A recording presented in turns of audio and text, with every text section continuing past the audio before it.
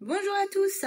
Aujourd'hui, je reviens vers vous parce que je voudrais vous remercier de venir sur les salons, qu'il fasse très chaud, qu'il pleuve, qu'il fasse froid. On a toujours des visiteurs, plus ou moins nombreux, ça dépend par rapport à beaucoup de choses. Mais en tous les cas, vous êtes nombreux à venir nous rendre visite sur les salons du livre pour nous rencontrer, pour voir ce qu'on a fait dans l'année et aussi pour discuter avec nous. Et ça, c'est super agréable. Enfin, en tous les cas, moi, j'adore vous rencontrer, même si vous n'avez pas acheté. C'est toujours un plaisir de discuter avec les parents, de connaître leurs attentes et aussi parfois de discuter avec les enfants. Parce qu'il y en a qui ont des grands bagous et que c'est super rigolo. Moi, je venais aujourd'hui surtout pour une sorcière pas comme les autres, illustrée joliment par Sophie Sunshine, qui a fait quelque chose de très doux, qui attire l'œil des petites filles. Et ça m'arrange bien sur les salons. En tous les cas, elle plaît beaucoup. J'aurais aimé, si c'est possible, si vous avez acheté le livre Une sorcière pas comme les autres, d'avoir votre retour, ce serait sympa. J'aime bien savoir ce qu'on en pense et surtout de la part des enfants, parce que souvent ce sont les parents qui les lisent et qui donnent des retours. Moi, j'aimerais avoir les retours des enfants, si c'est possible.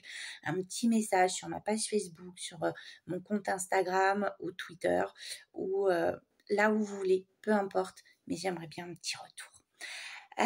C'est une histoire qui me tient à cœur, Une sorcière pas comme les autres, parce que le premier chapitre est vrai. Je me suis servie de cette histoire pour en faire une histoire de partage et de bienveillance, d'être content de la réussite des autres et pas que pour la sienne.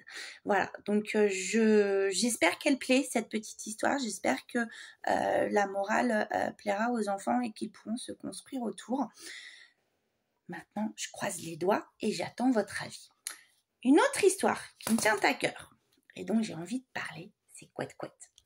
Couette Couette, elle est là avec les pirates pour un premier tome. Alors oui, ça fait 2 ans qu'elle attend le 2e tome, mais elle arrive bientôt, soit pour la fin de l'année 2022, soit pour tout début 2023. En tous les cas, on va encourager très fort Emmanuelle Joureau pour ses illustrations, parce que la pauvre, elle est en retard et elle speed et elle essaie de nous sortir un truc super sympa. En tous les cas, moi, j'ai eu droit à quelques petites visions de ces illustrations et j'ai craqué, j'adore. Voilà, ça va être super punchy et ça va être super sympa. Petit indice, la prochaine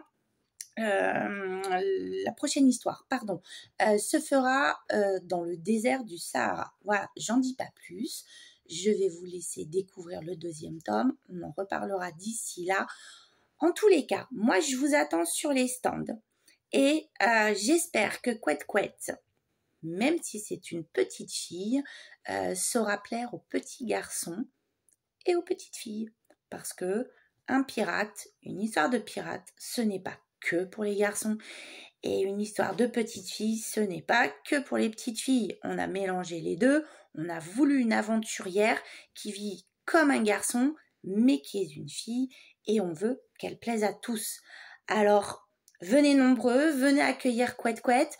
En tous les cas, nous, on vous attend ce dimanche après-midi au salon du livre et du chocolat à Sainte-Marie-la-Mer dans les Pyrénées-Orientales.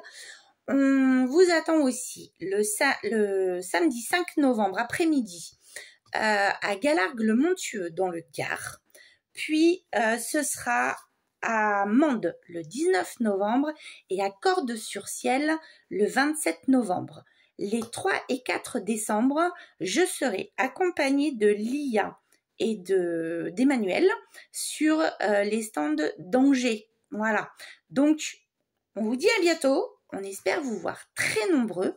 Et puis, écoutez, plein de bonnes choses pour ce week-end dans tous les cas déjà. Et puis pour la suite. En tous les cas, j'attends vos retours pour ceux qui ont lu ces histoires ou même d'autres que je n'ai pas présentées aujourd'hui.